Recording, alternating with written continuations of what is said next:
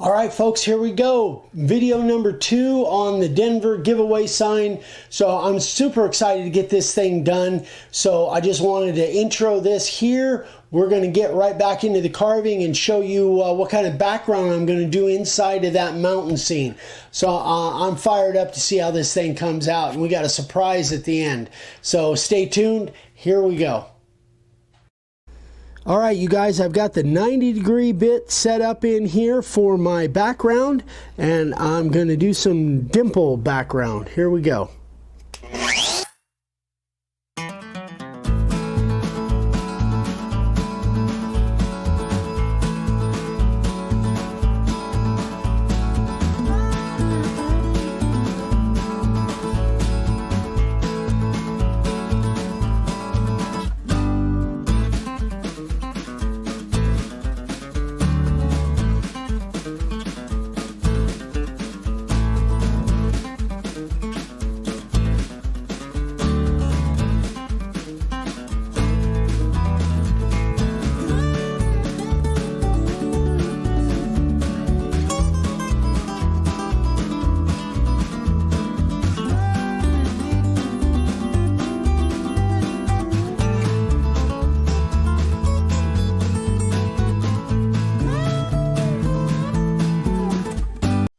Like that. I think that's gonna kind of make that mountain scene showed up even better. So all right, guys, I'm gonna finish the dimple, all the dimples here, and we'll come back and we'll move on to the next step. All right, folks, so we got all of the background done. Now, one thing that you want to make sure, that, especially when you do this dimple background, is look at it from the side, like this angle, because this background, even though it's really cool, it has a lot of tendencies to have high spots that will end up becoming white when you go to your sanding. So anyway, I've done that. Always use a really stiff bristle brush to get all that loose stuff out of there, but I think I got all my high spots down, or most of them. So now what I'm going to do is I'm going to mask this off because I don't want any black other than down in the actual groove. I'm going to mask it off, spray it with my black primer, then when we come back we'll be doing some sanding. So we'll be right back. All right, let's do some sanding. So I have got, normally with my disc sander, I use a 60, but this white poplar is really soft, and I'm not sanding that much black off because of all my taping, my masking. So I'm using an 80. I just don't want to grind down too much too fast, because white poplar is pretty soft. So I use the black primer as far as the black on here. Yeah, let's get sanding.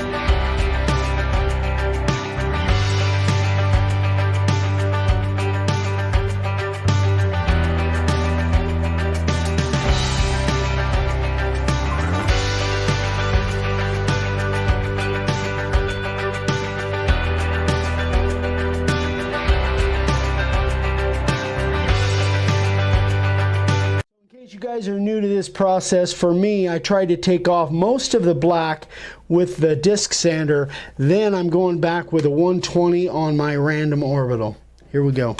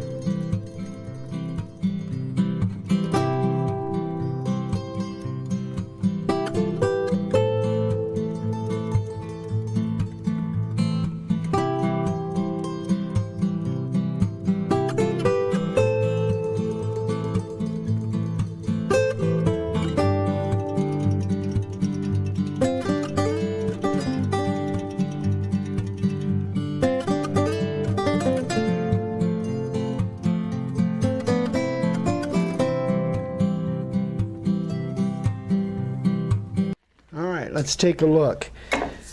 I let it dip a little bit on me with that random orbital, and that's why I've got some high spots in here. Yeah. Yeah.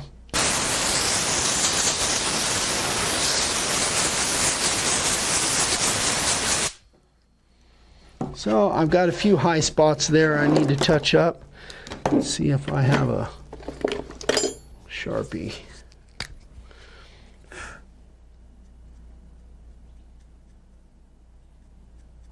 I try to eliminate as many of the high spots as I can, but once in a while that sander will dip on me, and again, this white poplar, that's why you have to be really careful with soft woods. This white poplar is pretty soft. In sands, you have to have a really light touch with the sander. All right, that is that, guys. Now we will come back and move on to the next step and show you what we're going to do down here. So here's our idea down here, guys. These are just our normal layout templates. I think we enlarged this one a little bit, but these are our normal layout templates, the detailed trout and the elk.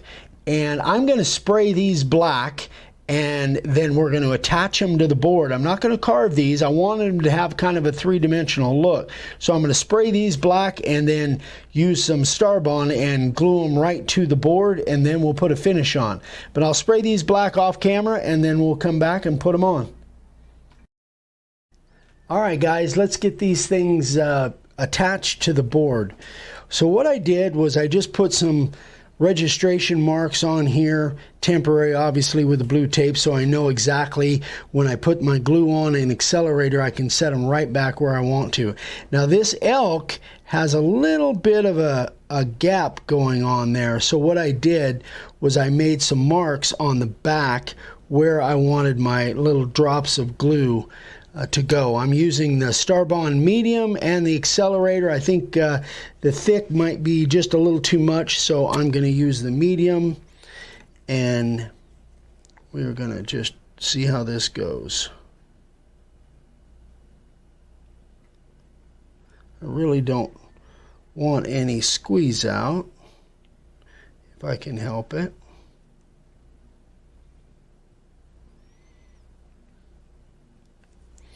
So now the trick is get the accelerator on there and put it back on that board quickly.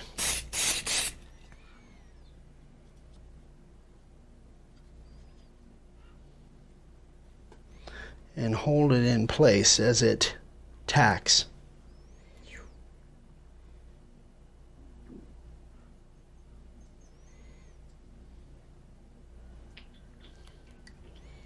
That should do it. Got it a little over my tape there, but I'm able to take it out. That's okay. All right, now let's do the fish. The fish is the easy one.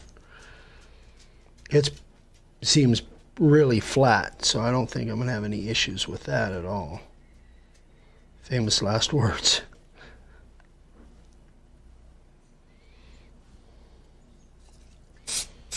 By the way, this stuff, you definitely want to do this outside if you can. It's got some pretty strong fumes to it. I love Starbond, but I have found that I like to do it in a well-ventilated area for sure.